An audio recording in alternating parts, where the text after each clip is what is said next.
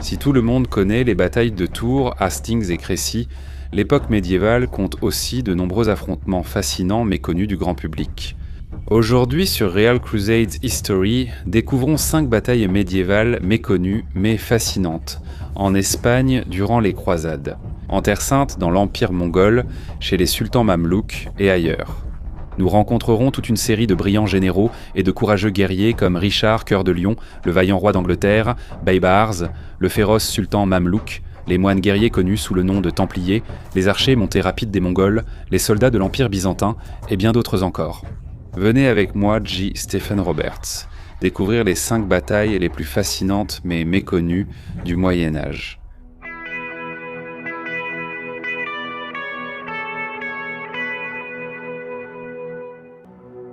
Pour les croisades en Terre Sainte, les batailles d'Antioche, Hattin et Arsouf sont les plus remarquées.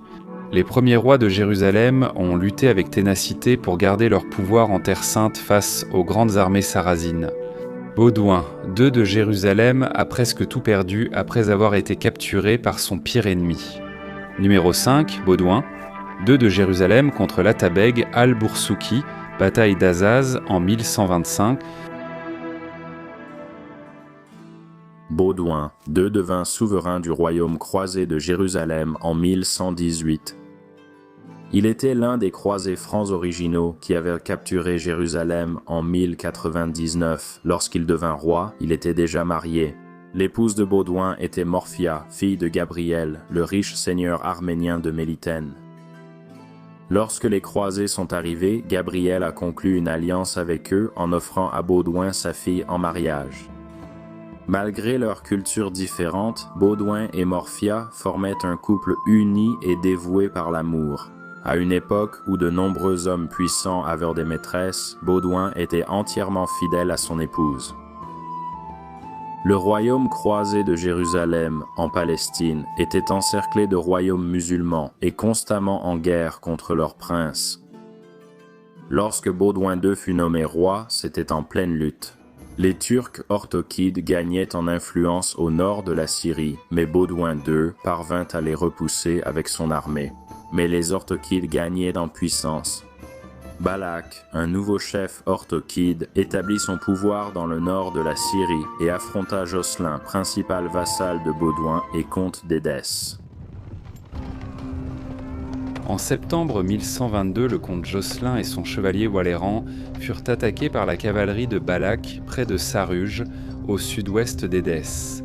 Jocelyn était en infériorité numérique, mais lui et sa petite troupe tentèrent de riposter en chargeant les rangs de Balak. Cependant, le temps se gâta, et de fortes pluies rendirent le champ boueux. Le chroniqueur Fulker de Chartres décrit l'incident. Jocelyn, comte d'Édesse, fut capturé ainsi que Walleran, son parent, avec lui. Une centaine d'hommes de Jocelyn furent tués, piégés en embuscade par l'émir Balak. L'emprisonnement d'un des principaux seigneurs du royaume croisé inquiéta les chrétiens. Le roi Baudouin marcha vers le nord pour inspecter les défenses du comté d'Édesse avec ses chevaliers. Baudouin sécurisa les châteaux d'Édesse et élimina les pillards de Balak. En avril 1123, alors qu'il patrouillait au nord-est du comté, Baudouin reçut une terrible nouvelle. Comme le décrit ici le chroniqueur Ibn al-Athir Balak, Seigneur de Carput assiégea Karkar. Ayant appris la nouvelle, Baudouin, roi des Francs de Syrie, se rendit avec ses troupes pour lever le siège. Craignant la puissance de Balak, il alla à sa rencontre. Une bataille eut lieu et les Francs furent vaincus. Le roi et plusieurs de ses principaux chevaliers furent enfaits prisonniers. Balak n'en croyait pas à sa chance. À présent, il détenait non seulement le comte d'Édesse, mais aussi le roi de Jérusalem lui-même. Aussitôt, Balak envoya Baudouin au château de Carput, où le roi partagea un cachot commun avec son ami et vassal Jocelyn. Ce fut sûrement un moment difficile pour ces deux vieux compagnons d'armes après tant d'années côte à côte. Avec ses deux principaux chefs en prison, le royaume croisé risquait le chaos. Le fait que cela ne soit pas arrivé témoigne de la solidité des institutions politiques franques.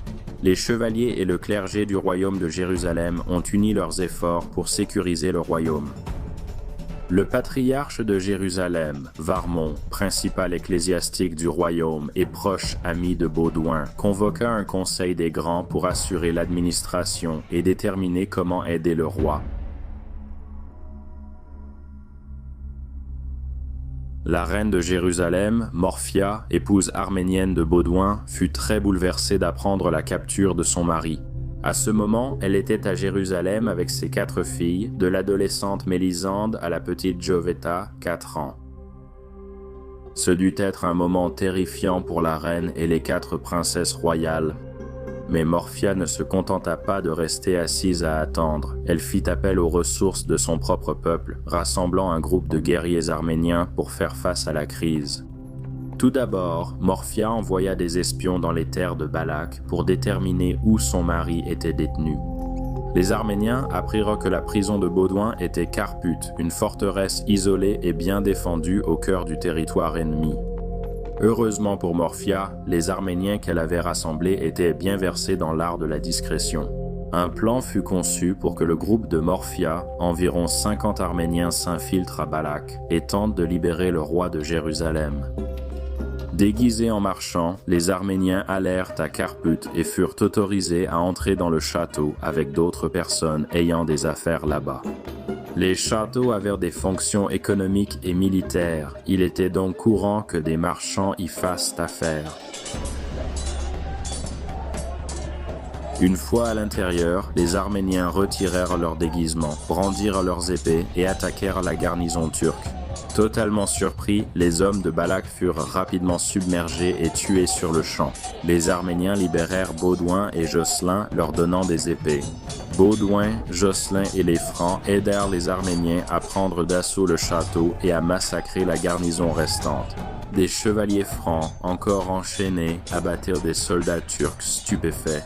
Bientôt, le roi et le comte devinrent maîtres de Carpute, aidés par des guerriers arméniens pour la défendre. Baudouin devait sûrement remercier Dieu de lui avoir donné une épouse aussi ingénieuse que sa bien-aimée Morphia.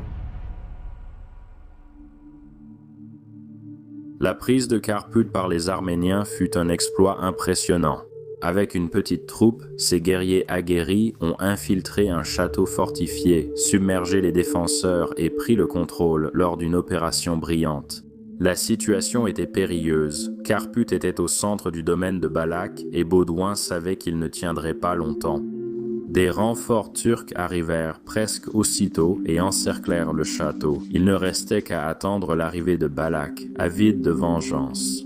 Le roi découvrit aussi que le harem de Balak comptait des femmes arméniennes chrétiennes, dont plusieurs avaient aidé à prendre le château. Lors de la mêlée initiale entre les guerriers arméniens, les femmes et les francs qui avaient été libérés des cachots, le roi avait un bon nombre de personnes à prendre en compte. Il ne pouvait pas les faire sortir de Carpute, ils seraient capturés et sûrement exécutés par Balak.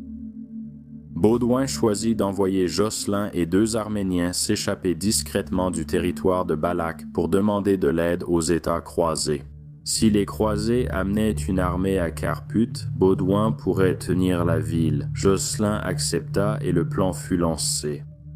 Il est surprenant que le roi n'ait pas tenté de fuir le château alors qu'il en avait la possibilité. Il choisit plutôt de rester dans cette situation dangereuse avec ceux qui s'étaient courageusement battus pour sa liberté. Au cœur de la nuit, Jocelyn, accompagné de 2 guerriers arméniens, se faufila par-dessus les murs de Carpute. Sans être remarqués, les 3 hommes passèrent discrètement. Les forces turques campaient hors du château. Jocelyn et ses camarades traversèrent furtivement le domaine de Balak, se cachant le jour et avançant la nuit. Enfin, Jocelyn franchit l'Euphrate et entra dans son comté d'Édesse.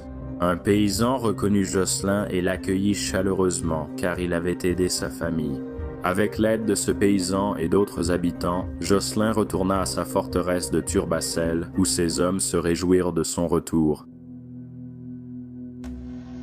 Aussitôt, Jocelyn se rendit à Antioche, où il exigea que le patriarche de la ville, Bernard, se joigne à lui pour lever une armée afin de secourir le roi, mais le patriarche refusa, insistant sur le fait que la mission était trop dangereuse. Agacé, Jocelyn envoya un message à Jérusalem pour demander des troupes afin de l'aider dans sa mission de sauvetage. Le patriarche, Varbund et le connétable réunirent rapidement les forces de la ville pour rejoindre Jocelyn dans cette opération audacieuse. Cependant, le refus du patriarche d'Antioche d'aider aurait des conséquences, car cela donna à Balak le temps de réagir au coup de Carput.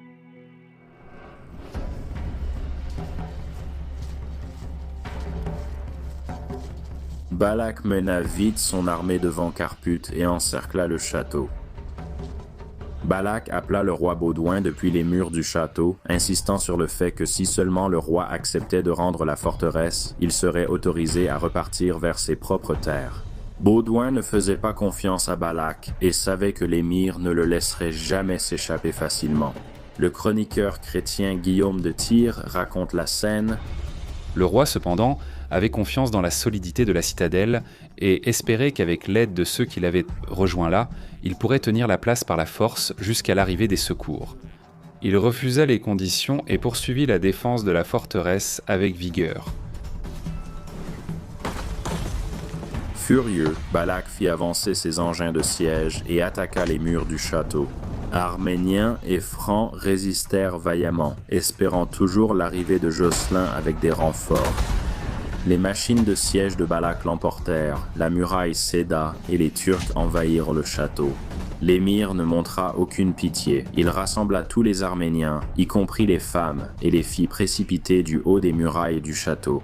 Seul le roi Valéron et quelques Francs furent épargnés, jugés trop précieux pour être tués.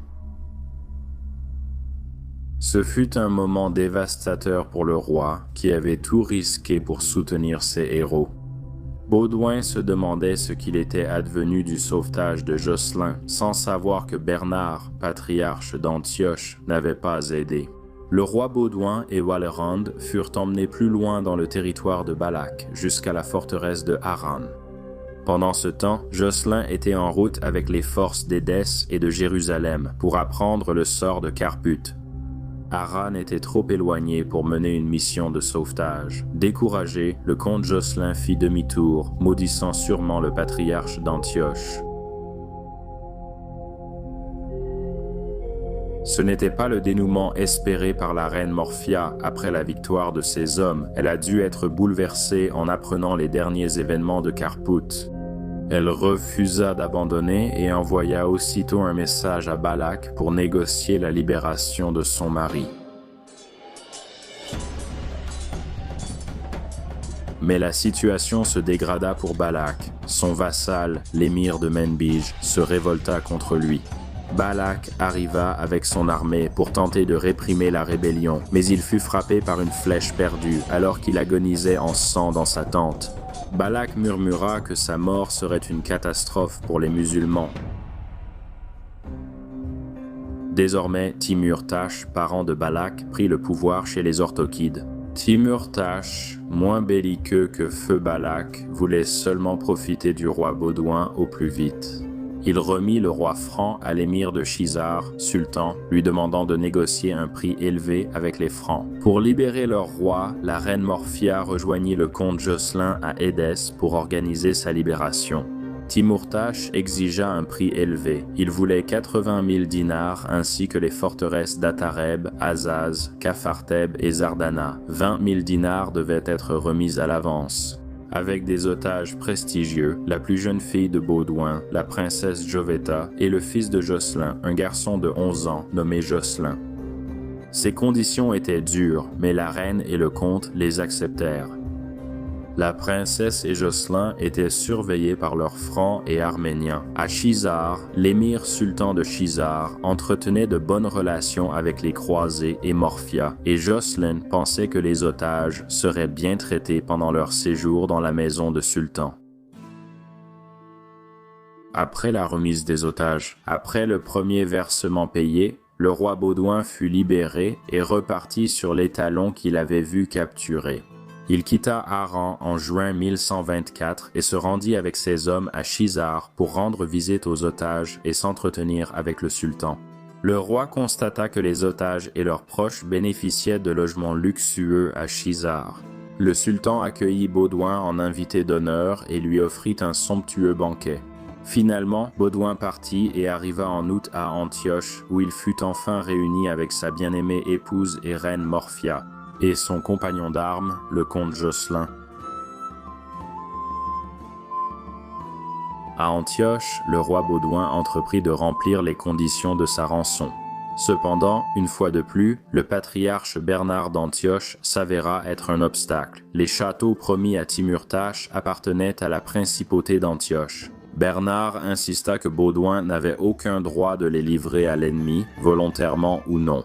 Baudouin finit par reconnaître que Bernard avait raison et envoya un message à Timurtash, l'informant, avec des excuses, qu'il ne pouvait pas honorer l'accord initial conclu par sa femme et son vassal. Timurtash, un homme bien plus doux que Feu Balak, accepta de modifier l'accord et demanda simplement le reste de la rançon. Mais Baudouin manquait de fonds. Timurtash avait montré de la faiblesse et Baudouin décida d'essayer de le pousser davantage. S'alliant avec le comte Jocelyn, il lança une attaque contre Alep, le cœur de la base de pouvoir des Orthokides. Le chroniqueur Fouquet de Chartres dit que Baudouin essayait de forcer Timurtash à libérer les otages ou à prendre la ville elle-même qui souffrait d'une famine. À l'époque, Timurtash a négligé de défendre Alep. Il est resté à la principale forteresse orthokide de Margin et a ignoré les appels à l'aide de la garnison d'Alep. Baudouin et ses alliés ont harcelé la ville pendant 3 mois. Désespérés d'obtenir de l'aide, les défenseurs musulmans envoyèrent une ambassade à l'est auprès du souverain de Mossoul, l'Atabeg il-Boursouki. Avec la mort de Balak, Boursouki vit l'occasion d'étendre son propre pouvoir en Syrie du Nord. Boursouki envoya aussitôt ses officiers contrôler la garnison d'Alep. Pendant ce temps, Boursouki forma une alliance avec le puissant émir de Damas. En combinant leurs armées, ils partirent pour secourir Alep. Informé de leur avancée, Baudouin se retira à Antioche en janvier 1125.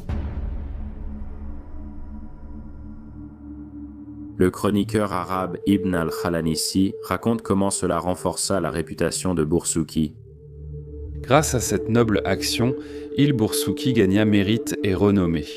À Alep, il gouverna avec droiture et protégea son peuple. Il fit tout pour défendre la ville et repousser l'ennemi.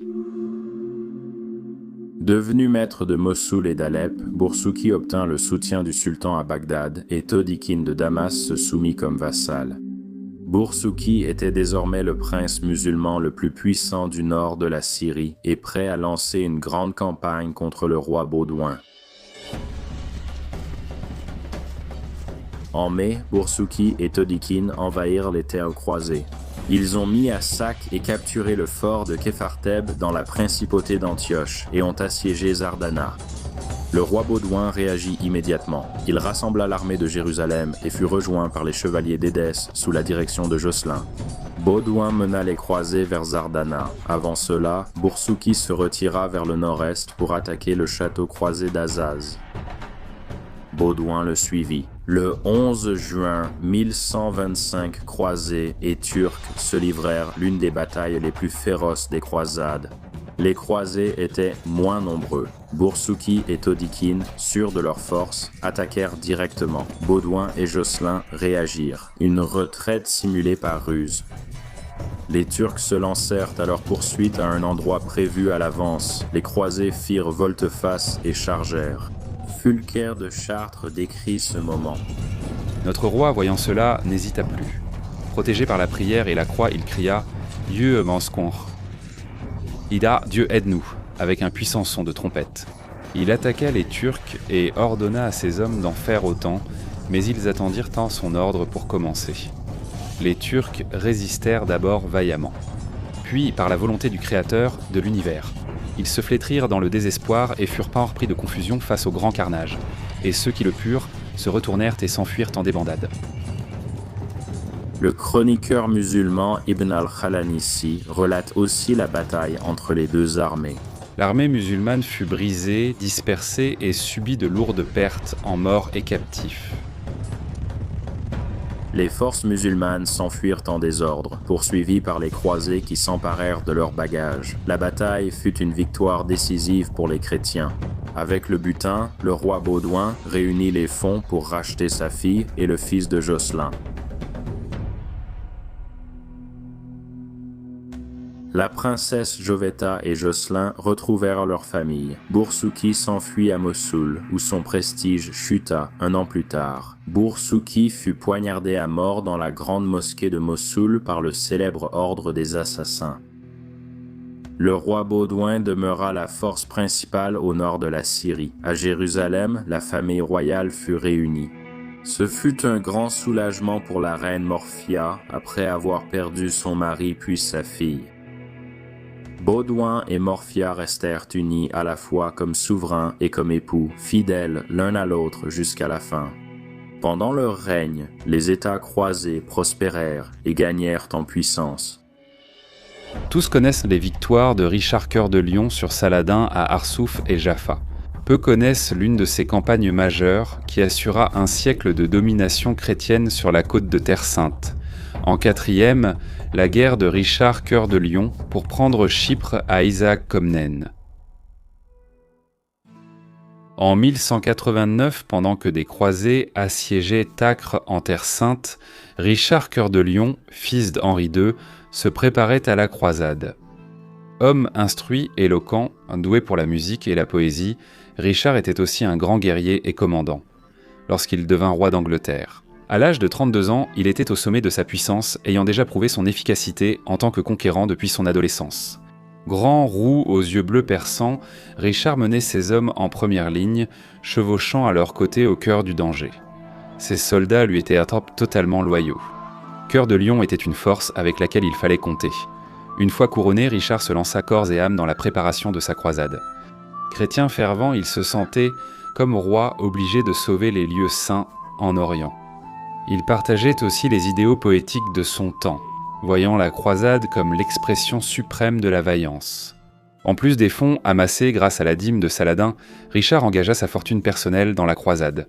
Il vendit beaucoup de ses biens pour financer sa caisse de guerre. Richard leva une grande flotte et une armée, montrant son efficacité et ses compétences administratives. Les talents d'organisateur et de planificateur de Richard, plus que son courage, ont fait son succès. C'était un souverain aussi à l'aise à la tête de son armée qu'à s'occuper des tâches fastidieuses de l'administration. Pendant ce temps, le roi de France, Philippe II, n'était en rien semblable à Richard. À 25 ans, Philippe, frêle, maladif et aveugle d'un œil, était très jaloux de Richard, son vassal théorique. Malgré ses défauts, Philippe était calculateur, astucieux, sans scrupules et obsédé par la victoire de sa lignée capétienne sur les Plantagenets. Contrairement à Richard, Philippe ne ressentait pas d'appel pour la croisade, mais y participa sous la pression de son temps. Partout en Europe, son organisation manquait d'enthousiasme et sa force était mal financée. De plus, Philippe n'inspirait pas la même loyauté que Richard et son contrôle sur ses vassaux était toujours précaire. Richard et Philippe quittèrent en juillet 1190 voyageant par mer avec leurs troupes vers l'est et firent escale en Sicile en route vers la Terre Sainte. Des tensions surgirent entre Richard et Tancrède, souverain de l'île. Tancrède avait récemment pris le trône après la mort du roi Guillaume II de Sicile, qui avait été l'époux de la sœur du roi Richard, Jeanne. Tancrède retenait Jeanne prisonnière. Richard exigea sa libération et celle de sa dot. Au début, Tancrède résista, mais Richard écrasa rapidement les forces de Tancrède et Jeanne fut sauvée. Dès lors, Jeanne accompagna Richard lors de la croisade. Contrairement à leurs frères et sœurs, Richard et Jeanne étaient proches et avaient des personnalités semblables. Passionné de musique, de poésie et de chevaux, Cœur de Lion ajouta la dot de sa sœur à son trésor de guerre déjà conséquent. Fin mars 1191, Philippe partit pour la Terre Sainte.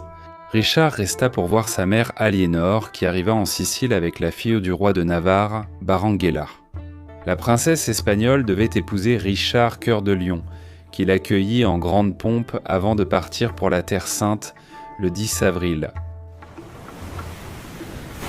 Cependant, une violente tempête perturba Richard, déviant plusieurs navires qui échouèrent sur la côte de Chypre. Chypre, connue pour ses vignobles et cèdres, fut longtemps possédée par l'Empire byzantin. 5 ans plus tôt, Isaac Doukas Comnène, membre rebelle de la famille impériale, avait pris le contrôle de l'île, se proclamant empereur légitime de Byzance pour maintenir son règne face à l'empereur. À Constantinople, Isaac conclut une alliance avec Saladin lorsqu'il apprit le malheur de certains navires du cœur de Lion. Isaac envoya aussitôt des hommes pour piller les épaves et capturer les survivants. Un navire retint surtout l'attention d'Isaac, celui transportant la sœur de Richard et sa future épouse. Ce navire n'avait pas fait naufrage, mais avait été dévié de sa trajectoire comme certains autres, et le 24 avril, il jeta l'ancre au large de la côte sud de Chypre, près de Limassol. Isaac savait qu'en capturant la sœur du roi et sa fiancée, il aurait un puissant moyen de pression sur Cœur de Lion. Il envoya aussitôt des messagers au navire pour demander aux dames de venir à terre. Invités d'honneur, Jeanne et Bérengère ne furent pas dupes et refusèrent catégoriquement. Le 5 mai, Richard arriva, soulagé de retrouver Bérengère et Jeanne indemnes. Mais en apprenant qu'Isaac avait emprisonné ses hommes, il se mit très en colère. Il envoya aussitôt un messager auprès du soi-disant empereur, exigeant la libération de ses hommes et la restitution du butin, mais Isaac refusa. Il renforça les défenses de Limassol, rassembla son armée et se prépara à la guerre. Richard lança alors une invasion de Chypre, qui reste dans les mémoires comme l'une des opérations les plus remarquables du Moyen-Âge. Isaac dépouilla Limassol de tout ce qui pouvait être déplacé. Portes, meubles, bancs, coffres, pierres, tout ce qui pouvait servir à fortifier la plage. Isaac disposa ensuite son armée en position défensive. Derrière ces défenses de fortune, Richard et ses hommes ne se laissèrent n'en pas décourager. Ils ramèrent jusqu'à la rive dans de petites embarcations, et Cœur de Lion, avec ses troupes, bondit sur la plage. Les archers d'Isaac tirèrent pendant que Richard menait l'assaut contre les ennemis. Devant la colère de Cœur de Lion, les hommes d'Isaac s'enfuirent. Richard entra à Limassol où ses troupes trouvèrent beaucoup de vin, de viande et de céréales. Isaac se retira et installa son camp à 8 km de la ville. Il annonça vouloir livrer bataille le lendemain, puis passa la nuit sur place. Richard fit débarquer ses chevaux et les exerça au clair de lune, pendant que ses éclaireurs surveillaient la position d'Isaac. Au matin, Isaac découvrit son camp entièrement encerclé. Richard lança l'attaque et les forces d'Isaac furent écrasées, Isaac lui-même s'échappant de justesse. Toujours en vêtements de nuit, Richard prit l'étendard, le trésor et les chevaux de son ennemi. Cette victoire incita de nombreux aristocrates locaux à se soumettre au Cœur de Lion. Le 11 mai, voyant son soutien diminuer, Isaac demanda la paix. Ce même jour, Richard reçut la visite de 2 commandants éminents du siège d'Acre, Geoffroy et Guy de Lusignan, en tant que duc d'Aquitaine. Richard était redevable aux Lusignans, qui étaient un de ses vassaux, c'est pourquoi Richard leur offrit son soutien. Lorsque les frères lui demandèrent d'approuver la revendication de Guy à la couronne de Jérusalem. Les Lusignans restèrent avec Richard pour un événement majeur le 12 mai à la chapelle Saint-Georges de Limassol. Richard épousa la princesse Bérengère. Les croisés acclamèrent en leur jeune roi et son épouse espagnole, qui semblaient alors très heureux.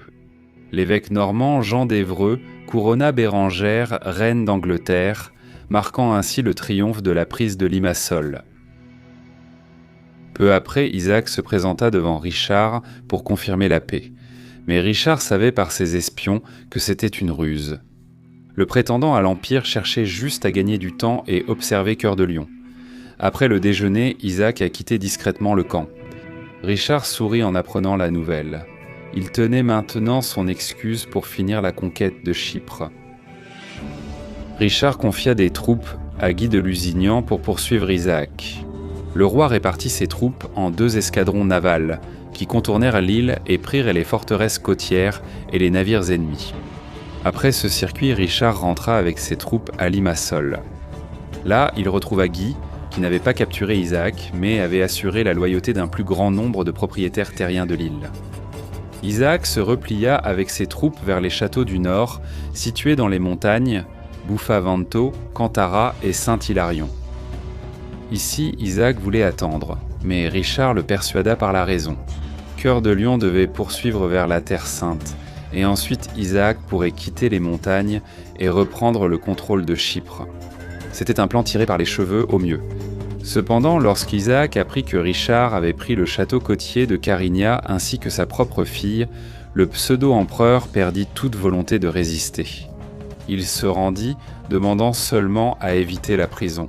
Enchaîné, Richard accepta ces conditions et fit forger des chaînes spéciales en argent pour son adversaire vaincu. La fille d'Isaac fut confiée à la reine Bérengère et dame Jeanne. Au 1er juin, toute Chypre était à Richard Cœur de Lion. Sa conquête de l'île est parfois vue comme un simple prélude à l'action principale. En réalité, ce fut l'un des plus grands succès de la Troisième Croisade. Chypre, île riche et stratégique, était située près des côtes de Syrie-Palestine. La possession de cette île offrait une source précieuse de provisions, ainsi qu'une base idéale pour de futures croisades. Après sa victoire, Richard utilisa Chypre pour ravitailler les croisés en vivres et chevaux, puis assiégea Acre. Chypre jouera un rôle similaire durant le reste des croisades et restera aux mains de la chrétienté latine pendant 4 siècles. La campagne de Chypre illustre l'ingéniosité de Richard comme général. Le terrain montagneux compliquait sa soumission. Mais comme le souligne John Gillingham, l'opération a finalement été conçue et menée méthodiquement, assurant ainsi une base d'approvisionnement cruciale pour la croisade. Richard partit alors rejoindre ses compagnons guerriers chrétiens au siège d'Acre. La bataille de Hattin en 1187 est la victoire musulmane la plus célèbre des croisades. Cependant, une autre bataille entre les Ayyoubides d'Égypte et Saint Louis IX, roi de France, eut des conséquences à plus long terme. Le numéro 3 va nous emmener jusqu'en Égypte. L'une des dernières grandes batailles des croisades en Terre Sainte fut celle de Mansoura en 1250. En 1244, le royaume croisé perdit Jérusalem pour la seconde fois. Cette année-là, les Turcs khwarezmiens attaquèrent et capturèrent la ville sainte, la brûlèrent, massacrèrent les habitants et la laissèrent dans un état de destruction presque totale. La nouvelle de la prise de Jérusalem se répandit en Occident, où les chrétiens réagirent avec horreur. Le roi de France, Louis IX, fut particulièrement troublé par ces rapports. Très pieux, le roi Louis fit en 1244 le vœu de partir en croisade pour libérer Jérusalem. Déjà, Louis était largement reconnu comme un roi juste et moralement droit, qui prenait au sérieux ses obligations envers Dieu et ses sujets. En tant que roi chrétien, il considérait la croisade comme l'un de ses devoirs les plus importants. Après une longue préparation, Louis et sa flotte ont pris la mer pour la Terre Sainte en 1248. Son armée, composée d'environ 15 000 hommes, dont environ 2500 chevaliers montés, s'est rassemblée sur l'île de Chypre, tenue par les chrétiens. Là, ils se sont préparés pour leur premier objectif, l'Égypte. Depuis la fin de la Troisième Croisade, il a été convenu que toute armée croisée souhaitant sécuriser Jérusalem devait d'abord conquérir et contrôler l'Égypte, immensément riche. C'était le centre du pouvoir des musulmans ayyoubides dominant la région. La flotte de Louis quitta Chypre en mai 1249. Début juin, ils arrivèrent à la ville côtière de Damiette, la porte d'entrée de l'Égypte. Le sultan ayyoubide As-Saleh était déterminé à résister au débarquement de Louis, mais l'armée française captura rapidement Damiette, le 6 juin. Louis et son armée occupèrent Damiette, qui servirait désormais de base pour mener des opérations en Égypte. As-Saleh. Ses forces se replièrent le long du Nil jusqu'à la ville fortifiée de Mansoura.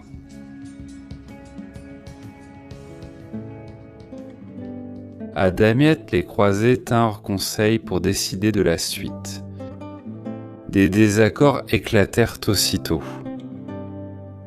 Le frère de Louis, Robert, le comte d'Artois, plaida pour une avancée immédiate. Concernant le Caire, la capitale de l'Égypte et le cœur de l'empire ayyoubide, Robert insista sur le fait que la meilleure façon de tuer un serpent était de lui écraser la tête.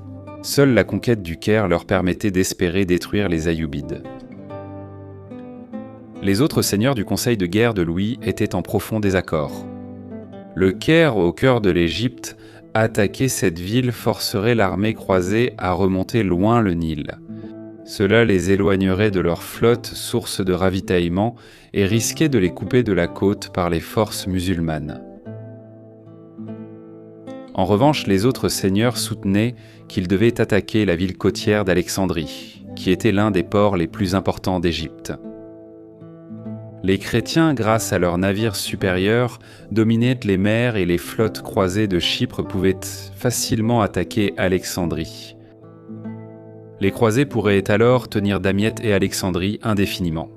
En privant les Ayyoubides de leurs ports commerciaux les plus importants, cela affaiblirait grandement les Ayyoubides et les rendrait moins capables de contrôler Jérusalem. Robert rejeta fermement cette stratégie, la jugeant trop prudente et inefficace. Louis était d'accord avec son frère et rejeta les conseils de ses autres conseillers. Pour Louis, la chute rapide de Damiette était un signe divin bénissant la croisade. Pour Louis, il était temps d'agir avec audace. Il ordonna à ses chevaliers de se préparer à avancer vers le sud. Le 20 novembre, les croisés entamèrent leur lente marche sur le Nil. Louis prit soin de maintenir ses lignes de ravitaillement avec Damiette. Après un mois, ils approchèrent de la ville bien défendue de Mansoura. La peur se répandait en Égypte pour le sultan. As-Salih mourut et son héritière était en Syrie. Pour maintenir l'ordre, pendant que le sultan allait en Égypte, l'émir Fakir al-Din prit le commandement des forces ayyoubides à Mansoura pour résister à l'attaque de Louis. Enfin, les chrétiens atteignirent la rive du Nil en face de Mansoura. Ils installèrent leur camp sur une bande de terre entre le Nil et le Bahr al-Sayer. Le 7 février 1250, des habitants indiquèrent aux croisés un passage sûr. Le 8, les chevaliers français traversèrent le fleuve. La première traversée fut menée par le comte Robert d'Artois, accompagné de Templiers, Hospitaliers et cavaliers anglais sous Guillaume Longue-Épée. Robert devait sécuriser la tête de pont et attendre l'armée. Cependant, Robert mena immédiatement sa troupe à l'attaque du campement militaire musulman devant Mansoura. L'assaut prit les musulmans par surprise et Fakr al-Din fut lui-même tué lors des combats. Paniquées, les forces égyptiennes se replièrent à Mansoura. Enflammé par ce succès, Robert décida de tenter de profiter de son avantage et poursuivit les troupes ayyoubides, espérant capturer rapidement la ville. Cependant, la chance de Robert tourna. Bien que leur commandant soit mort, les forces égyptiennes se rallièrent sous la direction du mamelouk Babars, qui mena une contre-attaque dans les rues étroites de Mansoura. La cavalerie de Robert ne pouvait pas opérer efficacement. Le comte Robert fut lui-même tué lors des combats et sa troupe fut presque entièrement anéantie. Pendant ce temps, le roi Louis IX et sa cavalerie traversèrent le Bahr al-Sahir et découvrirent que leur avant-garde avait été détruite. Dos au Nil, les croisés faisaient en face à une armée ayyobide confiante et prête, bien positionnée devant Mansoura. Les Mamelouks lancèrent aussitôt l'attaque contre l'armée de Louis avec les troupes musulmanes. Les croisés se trouvaient dans une situation difficile avec le Nil derrière eux, ils ne pouvaient trop abattre en retraite. La tactique de Louis était de marcher vers une position en face de l'ancien camp chrétien, de l'autre côté du fleuve, où il pouvait espérer des renforts de l'infanterie et des arbalétriers. Toujours de l'autre côté, cependant, la pression de l'attaque ennemie était intense et, par endroits, la cavalerie croisée se dispersait, en escarmouches éclatées, les flèches des ennemis musulmans dévastant particulièrement les chrétiens. Les combats durèrent toute la journée, épuisant peu à peu les croisés. L'armée ayyobide recevait continuellement des renforts depuis Mansoura, et Louis ne put jamais lancer de charge de cavalerie. Malgré la situation désespérée, les croisés firent preuve de courage. À la fin de la journée, Louis put recevoir des renforts de l'autre côté du fleuve. Les archers chrétiens fournirent un tir de couverture et la cavalerie de Louis, bien que fortement affaiblie, ne fut pas complètement détruite. La victoire cependant revint aux Ayyoubides, qui se replièrent vers Mansoura, confiants et bien positionnés. La route vers le Caire restait complètement bloquée pour les croisés. La victoire musulmane à la bataille de Mansoura révéla la faiblesse de la stratégie de Louis IX. Le roi avait mené son armée dans une impasse menaçant de devenir un piège mortel. L'échec de l'attaque précoce de Robert d'Artois contre Mansoura est souvent jugé responsable de la défaite. Mais la témérité du comte n'a probablement pas changé les problèmes fondamentaux de la situation. Au bout du compte, les troupes de Louis étaient pas loin de leur base de Damiette, confrontées à une armée ennemie nombreuse et bien positionnée, parfaitement placée pour défendre Mansoura. Les inquiétudes de ceux qui s'étaient opposés au comte Robert lors de ce premier conseil à Damiette semblèrent s'être révélées fondées. Les Mongols possédaient des armées redoutables, mais qu'est-il arrivé lorsqu'ils ont affronté les Mamelouks, guerriers d'élite de l'islam au Moyen-Âge ? Notre seconde bataille présente le général mamelouk Baybars face aux Mongols à Aïn Jalut en 1260. 1263 décennies après la mort de Gengis Khan. Les Mongols sont l'une des puissances les plus redoutables du monde. Grâce à leurs archers montés rapides et leurs vastes armées, ils ont écrasé presque toutes les forces rencontrées. Möngke Khan, petit-fils de Gengis, a chargé son frère Hulagu de soumettre les ennemis occidentaux de son empire. Au milieu du XIIIe siècle, les Mongols avaient réalisé d'importants progrès aux dépens du monde islamique. En 1258, Hulagu a anéanti Bagdad, le siège des califes abbassides. Il est ensuite entré en Syrie et a soumis Alep et Damas. Il ne lui restait qu'à vaincre les Mamelouks d'Égypte. Il a envoyé un messager à Koutouz, sultan d'Égypte, disant « Nous avons conquis de vastes territoires et massacré tous les habitants. Les forteresses ni les armées ne nous arrêteront. » Katouz répondit en décapitant les envoyés mongols et en exposant leurs têtes sur les portes du Caire, mais la mort de Möngke empêcha Hulagu de réagir immédiatement. Hulagu quitta le Levant pour la Mongolie afin de prendre part aux luttes politiques après la mort du Grand Khan. Pendant ce temps, Katouz saisit l'occasion pour envahir les possessions mongoles en Syrie, mais les Mongols finirent par réagir. Kitbuka, lieutenant de Hulagu, apprit que l'armée de Katouz était au moins 2 fois plus grande que la sienne. Cependant, Kitbuka choisit d'affronter les Mamelouks avec une armée d'environ 20 000 hommes. Kitbuka traversa le Jourdain et entra dans la vallée d'Aïn Jalut, traditionnel lieu de la bataille entre David et Goliath. La bataille eut lieu le 3 septembre 1260. Outre leur supériorité numérique, les Mamelouks connaissaient pas mieux le territoire. Katouz cacha la majeure partie de son armée dans les montagnes et envoya une avant-garde dirigée par le chef. Baybars pour escarmoucher avec les Mongols et tenter de les piéger. Au début, les échanges se limitaient à du harcèlement. Les archers montaient des 2 camps se bombardant de flèches. Ces combats ont duré un certain temps sans qu'aucun camp ne prenne un avantage clair. Enfin, les Mongols lancèrent une attaque massive. C'était exactement ce que Baybars voulait.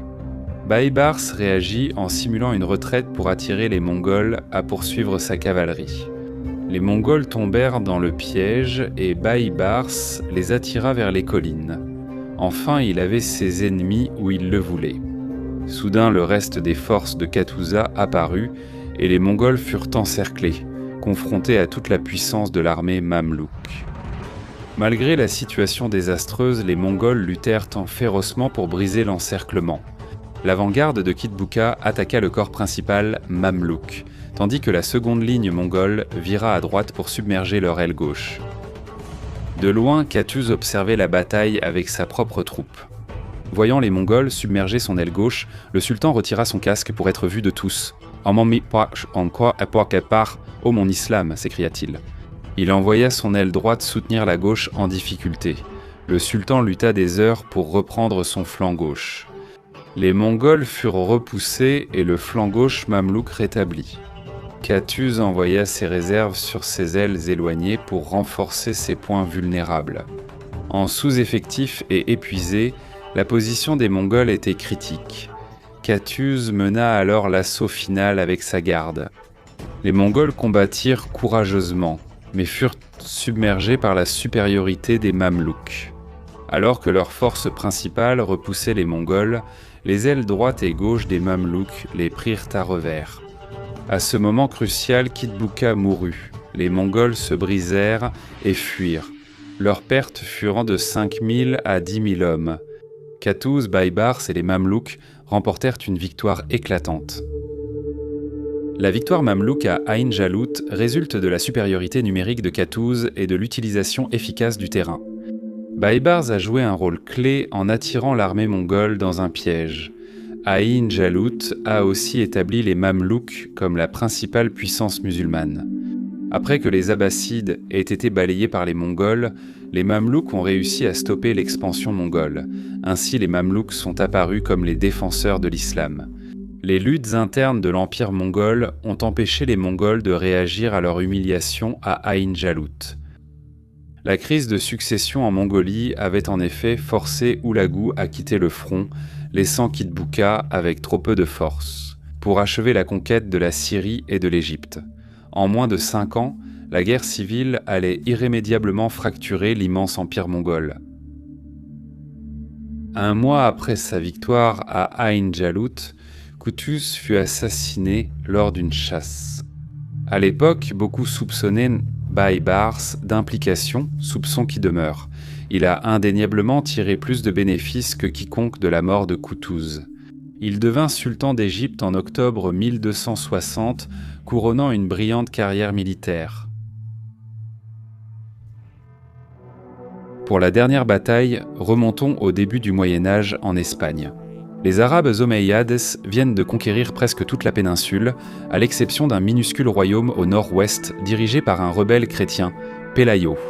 En 722, le prince Pelayo et ses guerriers résistèrent à une invasion omeyyade. La bataille de Covadonga occupe la première place parmi les événements ayant marqué l'histoire de l'Espagne.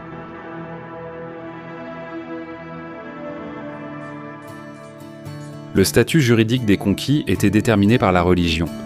Selon la loi islamique, chrétiens et juifs étaient vus comme des gens du livre ayant reçu une révélation divine par des écrits sacrés. Ces deux groupes n'avaient pas à se convertir, mais devaient se soumettre à l'autorité omeyyade et payer la jizya aux autorités musulmanes. Ceux qui s'étaient rendus étaient souvent autorisés à conserver leurs terres. Ceux qui avaient été soumis par la force étaient privés de leurs biens et pouvaient être réduits en esclavage. Les terres et biens confisqués de l'Église et de l'État étaient partagés entre l'élite musulmane, un 5e allant au calife.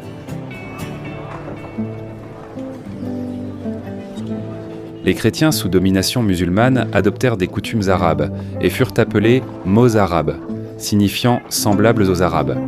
Des communautés mozarabes vivaient à Tolède, Cordoue, Séville, Mérida et ailleurs. Leurs évêques les gouvernaient et rendaient compte aux administrateurs musulmans. Avec le temps, de nombreux chrétiens et juifs se sont convertis à l'islam et leurs enfants n'étaient plus soumis à la taxe de la jizya. Les autorités musulmanes étaient souvent peu enthousiastes envers les conversions. Les esclaves pouvaient aussi être libérés en se convertissant. Cependant, les descendants des convertis ont longtemps été méprisés par la classe des conquérants arabes. Longtemps, seuls les descendants des premiers colons musulmans accédaient aux plus hautes fonctions sociales et gouvernementales.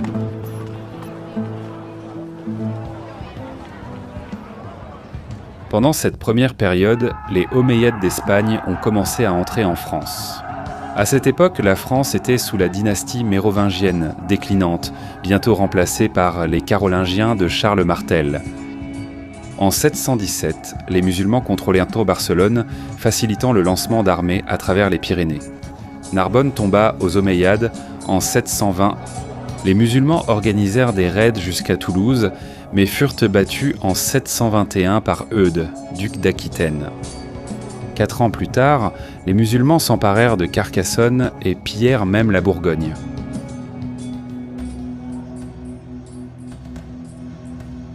Depuis Tariq et Moussa, des garnisons musulmanes occupaient des forteresses dans les hauteurs de la péninsule ibérique. Mais dans les régions reculées des Pyrénées centrales, le pouvoir omeyyade peinait à s'imposer au milieu des falaises où se rassemblèrent les rebelles chrétiens du nord-ouest. C'étaient des Wisigoths fuyant l'empire omeyyade et des montagnards de Cantabrie et Galice. Ces guerriers endurcis allaient fonder le jeune royaume des Asturies et lancer la future reconquista de l'Espagne. Le premier chef de la résistance chrétienne était un noble wisigoth nommé Pélage. Nos premières sources sur sa vie sont rares, et il reste une figure d'origine obscure. On dit qu'il était un petit-neveu du roi Rodrigue. Plus tard, des récits ont dit qu'il venait de la maison royale, peut-être pour légitimer le royaume des Asturies comme successeur de la monarchie wisigothique disparue. Palaio était sans doute un noble audacieux qui mena la rébellion et rallia des guerriers chrétiens à sa cause. La chronique d'Alphonse III du IXe siècle rapporte le soulèvement de Palaio. La chronique présente Palaio comme le porte-épée des rois wisigoths. Apparemment, Palaio, comme de nombreux nobles wisigoths, s'était soumis à Munuza, lieutenant de Tariq et gouverneur de Guyon. Munuza fut attiré par la sœur de Palaio et envoya donc Palaio à Cordoue pour une mission diplomatique. Après le départ de Palaio pour ce voyage, Munuza prit la sœur de Palaio comme l'une de ses épouses. À cette nouvelle, Palaio fut furieux. Il renonça aussitôt aux Omeyyades, rassembla des rebelles et partit dans les montagnes pour lancer une résistance. Cette histoire provenant d'un récit postérieur ne peut être confirmée ni écartée. Les historiens notent souvent que cette histoire paraît trop belle pour être vraie, et si elle n'est pas totalement légendaire, elle pourrait comporter des embellissements. Mais d'un autre côté, si nous découvrions un jour que cette histoire était effectivement fondée, ce ne serait pas la première légende à nous surprendre par sa véracité. L'histoire montre que peu après la conquête arabe, Palaio a mené une rébellion chrétienne dans les montagnes asturiennes que les Omeyyades ont tenté de réprimer. L'émir a envoyé une force expéditionnaire au nord, dirigée par le général Alcama et l'évêque Alpaz de Séville, un wisigoth ayant trahi Rodrigue à Guadalete. La chronique d'Alphonse III fournit des détails sur la rencontre, bien que notre compréhension de la bataille qui a suivi reste obscure.